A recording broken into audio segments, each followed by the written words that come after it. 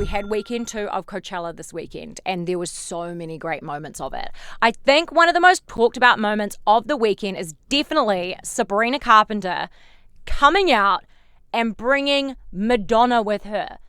What? Like, we knew that there was a possibility. There was rumors that, Madonna was going to pop up at Coachella, but then she comes out with Sabrina Carpenter and they sing some songs together, and also to sing them to Like a Prayer was just phenomenal. Can you imagine being Sabrina Carpenter and you're at the peak of your career, you're absolutely killing it. Last time you were at Coachella, you're saying you're going to be back to headline it one day, and then when you come back, you're doing it with the queen of pop music, like one of the most iconic pop musicians of all time. Like, that is unreal. And the funniest moment was that Madonna was saying, this is the first time that I've ever sung with somebody shorter than me. And she was so in awe of Sabrina as well, which I absolutely loved.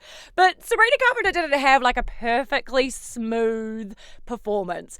There is a bit at the end where she's doing the big finale and she's about to get in a car and she gets lifted up into the air and there's water going everywhere and it's supposed to like sexily shower down on her, but there was some weird fault and Sabrina is sitting in her chair, the water starts coming, and it's not a sexy shower. It's a full hose drenching. Like when you're like siblings, when you used to play with the hose in the backyard, it's just like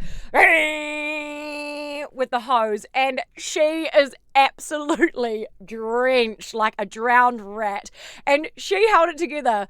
Didn't miss a beat. It was so funny. But when you see her get into the car at the end, you just see her cracking up like, oh my God, I'm absolutely drowned right now. And the thing I love about Sabrina Carpenter is that she always just takes everything in her stride. Like nothing ever really seems to faze her that much. And she's just like, oh yeah, no, I offended somebody. I'm really sorry about that. Know better, do better. I've had an onstage malfunction. Well, these things happen, and just laughs it off. Like she must be so fun to work with. And Sabrina Carpenter absolutely killed it at Coachella. It was amazing.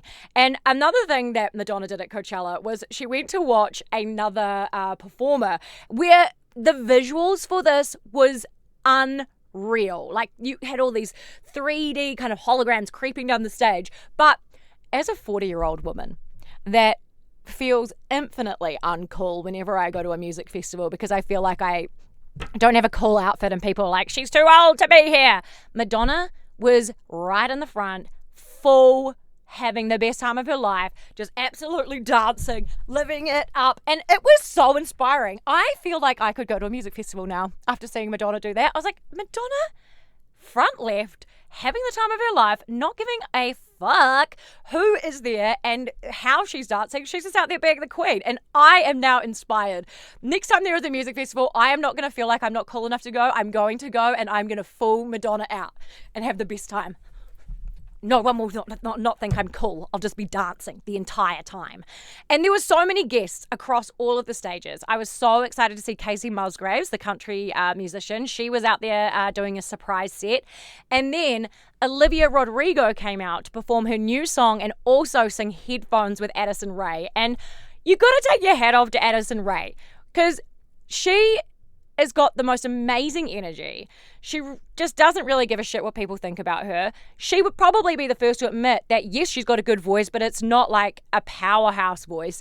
She brings out Olivia Rodrigo, who is singing her song with her. You can straight away see the vocal difference in ability. She doesn't care. She's like, yes, queen, get out here and slay. And slay Olivia Rodrigo did.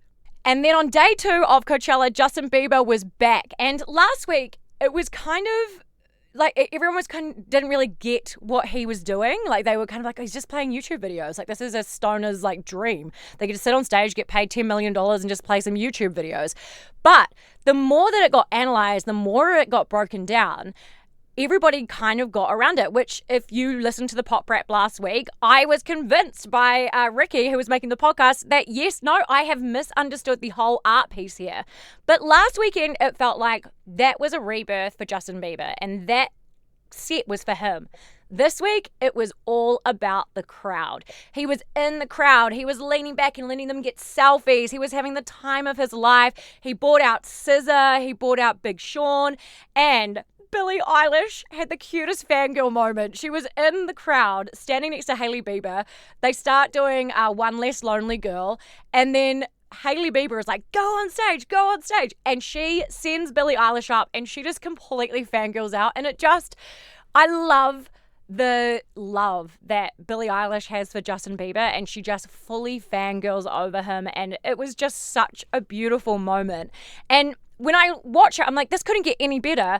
Big Sean, when he comes out, he did the most lovely and kind speech about Justin Bieber, and you can just see how awesome their friendship was, and it was really beautiful. It's really lovely when you see rappers that are supposed to be normally like, oh, I'm a cool guy, yeah. But to see him do such a lovely piece for his friend, it was just really nice to watch. And one thing that is definitely being slept on, especially here in New Zealand, because we love to champion our Kiwis, and that entire thing, the person that was like behind the creative for this, working with Justin Bieber, was a New Zealander, and nobody is talking about this. So we're going to give her a shout out now. Her name is Molly Leishman. She was part of the creative team for Justin Bieber's Coachella performance. She's worked with so many epic artists in the past, like Lady Gaga, Billie Eilish. The list goes on. Her and her brother are both Kiwis, and they are over there absolutely killing it behind the scenes in the music game. So I just want to make sure that we are acknowledging our Kiwis involved with Coachella, because that is going to be one of the most talked about performances ever. And the fact that a Kiwi was part of the creative process is just epic. So Molly Leishman, you are amazing. And anytime you want to be a guest on A Little Bit Extra, you are more than welcome.